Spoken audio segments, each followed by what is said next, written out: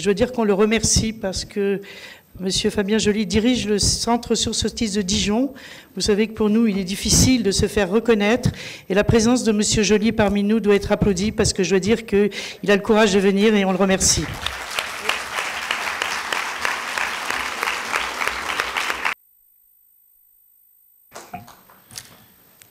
Bien. C'est moi qui vous remercie. Je suis tout à fait ravi d'être vers vous. Il faut peut-être d'ailleurs en introduction que je dise 2 mots de ma venue vers vous. J'en suis ravi parce que je ne suis pas militant, parce que je ne suis pas d'accord avec tout.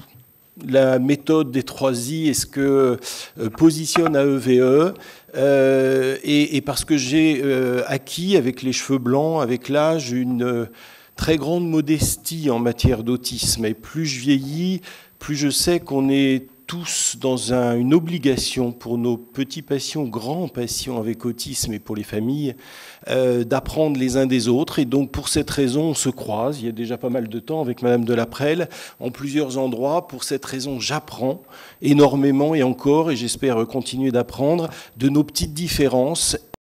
Et ça, je crois que ça n'a pas de prix. Pour ça, je suis ici, et alors assez tranquille et vraiment ravi, avec grand plaisir, aussi dans cette année 2012 qui, à être énoncée comme année de l'autisme, a plutôt pas très bien démarré, relançant les pires guerres, les pires conflits, les pires clivages qu'on avait un peu oubliés depuis pas mal d'années. Voilà, et pour ça, on m'a plutôt conseillé d'être pas trop là. Je donnerai pas le nom de mes petits camarades, et je suis particulièrement ravi d'y être, puisque vous l'entendez, je suis tranquille de mes positions. Et puis surtout, alors, on pourra peut-être débattre, si on a 2 minutes pour discuter, des points avec lesquels je suis en embarras, et je vous le dis publiquement, avec certaines positions. Je suis, alors par contre, absolument et entièrement d'accord avec 2 fils qui me paraissent les fils rouges. Si j'ai bien entendu, ça fait un moment que j'écoute ce qui se passe dans les 3i, 2 fils qui me paraissent absolument essentiels, et vous les entendrez dans mon petit topo. C'est d'abord l'idée de cette, vous me corrigerez si je dis pas bien, mais de cette espèce de stimulation et sollicitation développementale et ludique. C'est-à-dire qu'on n'est pas dans une perspective de contrainte, de comportement, de forçage, on est dans un accompagnement du développement. Et pour avoir travaillé depuis 27 ans en matière d'autisme, mais aussi dans d'autres domaines, avoir beaucoup publié sur le jeu et le développement, j'ai au moins ce point d'accord fondamental.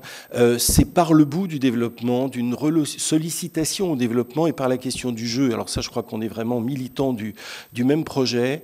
Et puis il y a un deuxième point avec lequel je suis en accord, et alors ça, c'est totalement politiquement incorrect. Et donc fermez tous vos micros, c'est en off, mais je crois extrêmement essentiel qu'on accompagne les enfants vers l'école au moment où ils peuvent se saisir de l'enjeu de l'école et de l'apprentissage.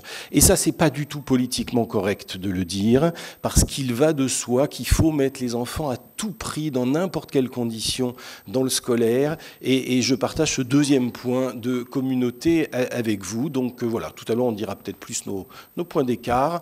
Les petits écarts, les petites différences, ça fait penser, hein. Ça nous aide à avancer et à comprendre, donc je crois que ça n'a pas de prix.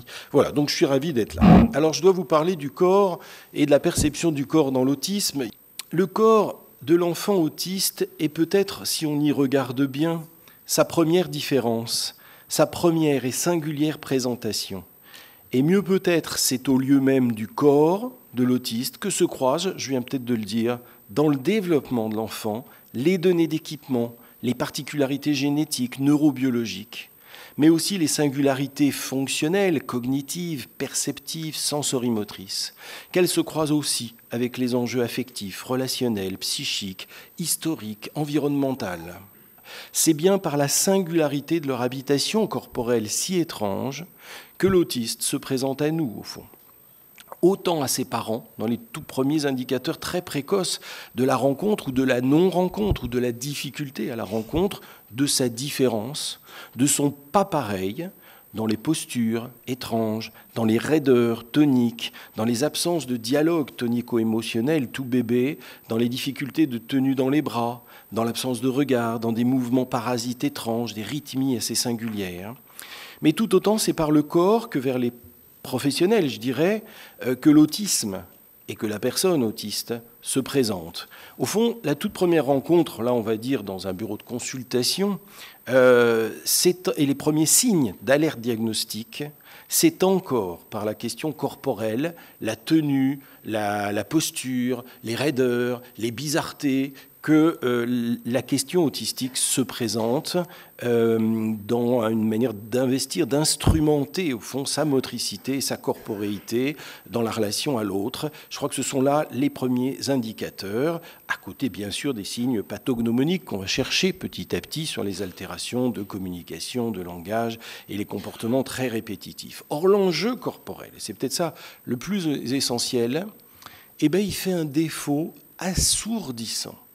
Si on va regarder du côté des classifications, les classifications diagnostiques qui conduisent le travail de diagnostic différentiel, quelles que soient les classifications auxquelles on a recours, disons la CIM-10, puisque c'est celle qui est recommandée, c'est la classification de l'Organisation mondiale de la santé, mais dans toutes les autres classifications, le fait corporel, ce que je suis en train de vous rappeler, ce qui semble être une évidence pour tout le monde, est totalement absent des enjeux diagnostiques différentiels, à peine en comorbidité. On peut dire il y a les spécificités autistiques et puis à côté il y a des comorbidités, des phénomènes d'angoisse, de dépression, de difficultés comportementales, de troubles du sommeil. Enfin voilà, c'est pas le fait autistique, mais à côté encore en comorbidité il y a beaucoup de choses. La question corporelle, elle passe pratiquement à l'as.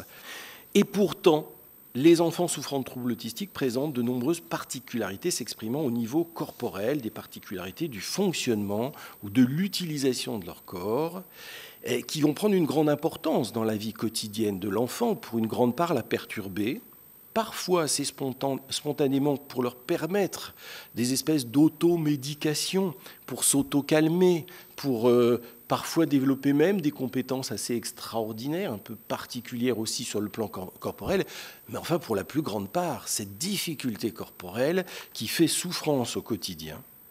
Eh bien,